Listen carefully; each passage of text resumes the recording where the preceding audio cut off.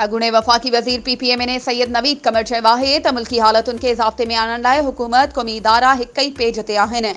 अहिड़ो इज़हार हुन चयो मोहम्मद ख़ान जे डिस्ट्रिक्ट कॉम्प्लेक्स में अमलदारनि जे गॾियल इजलास खे मुख़ातिब थियण खां पोइ सहाफ़ियुनि सां ॻाल्हाईंदे कयो।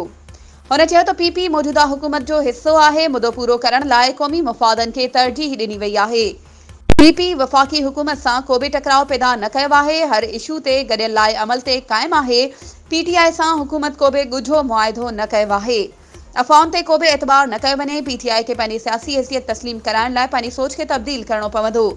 कुदरती आफ़तुनि, बरसातुनि, दरियाई ॿोर जी सूरतहाल खां अॻु हुकूमत ज़रूरी उपाउ वठी रही आहे। सिंधु दरिया जा समूरा हिफ़ाज़ती बंद मज़बूती लाइ सिंध हुकूमत क़दम खणी रही आहे, पर अञा बि वधीक उपाउ वठण जी ज़रूरत आहे। हुन चयो त बिजली जे बहिरान जो पूरे मुल्क में इशू आहे। बिजली जे 200 यूनिट सां ग़रीब मिस्कीन मुस्तहिक़ ख़ानदाननि खे फ़ाइदो हासिल थींदो।